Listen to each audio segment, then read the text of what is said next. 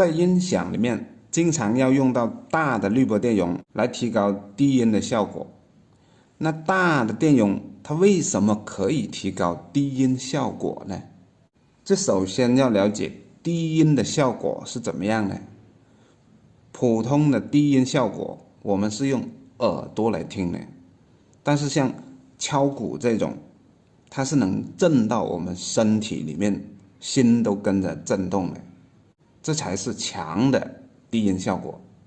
还有一些比较强劲的摩托车启动的时候也是很大的低音。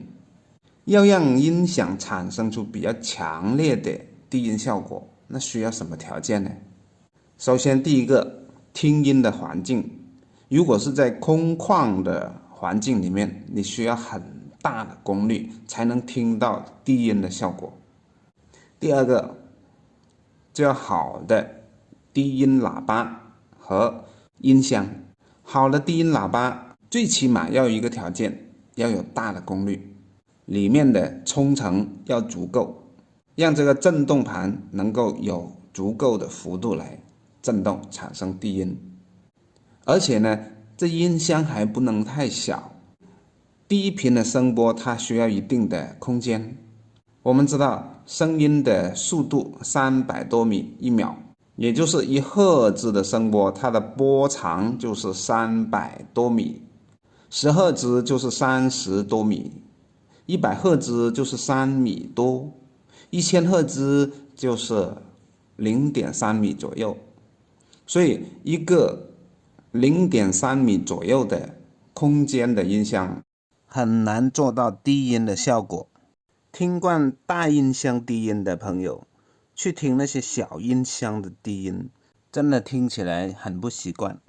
再一个，功放要有足够大的功率，才会有好的低音效果。耳机是塞到耳朵里面，把里面和外面隔开，它的声压直接加到耳膜上。而音箱需要一个足够的低频振动才能够产生好的低音效果。当然，大功率的功放里面就需要大功率的电源，才能够产生足够功率的输出。喜欢搞音乐的都习惯把这个叫做牛、环牛、火牛。牛意思说它有足够的力，能够带得动大功率的功放，也能带得动大功率的音响。当然有那些还不行，必须有个好的音源，里面录的低音的效果才会好。再一个，有了好的音质，经过电路放大的时候要有好的频率响应。频率响应什么意思呢？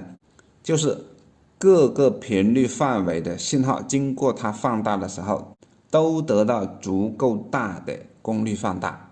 想让低音的效果好，那么整个通道里面低频必须是畅通的。电容是通高频主低频，所以里面的电容对低音的影响是很大的。还有放大管的反应速度，因为放低音的时候呢，电流是大幅度变化的，放大管的反应速度一定要够快。当然，好听的低音还要电路失真比较小。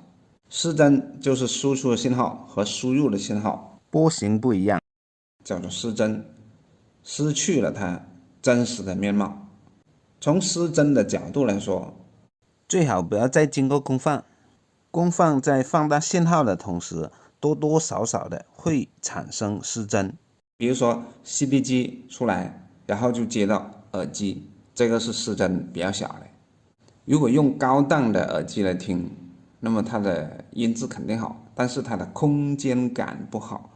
它的声音，比如立体声，可以听到左右两边耳朵的声音，或者是有一些声音直接就在后脑勺这里响，和在空间环境里面听的效果是不一样的。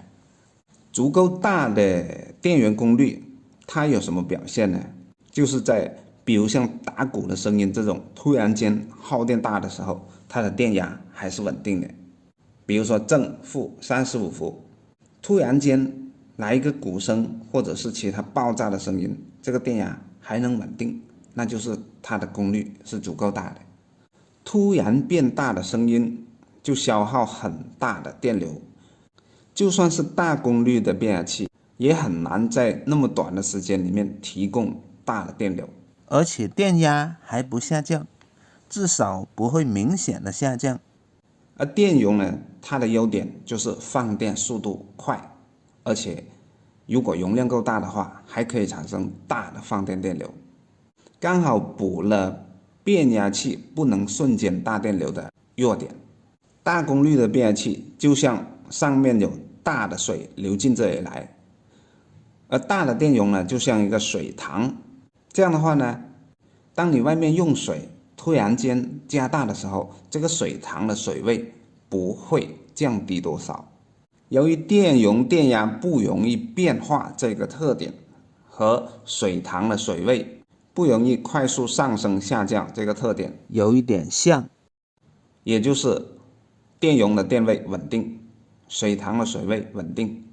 所以呢，搞音响的朋友经常把大的滤波电容比喻成为大水塘，就是说水塘能稳定水位，大电容能稳定电位，保证音响突然间用电的时候有足够的电供出去，然后再由电源给它充电。最后一个总结，为什么大的电容可以提高低音的效果？首先第一个，低音需要比较大的功率，需要大的功率就需要很大很大的变压器才能够提供这样的瞬间大电流。可是大的变压器它是比较贵的，为了不需要太大功率的变压器就能达到接近的低音效果，就用大的滤波电容来弥补了变压器不能瞬间提供大电流的不足，来实现短时间大电流的供电。也可以理解为大的电容对那么几赫兹的电源波动进行滤波。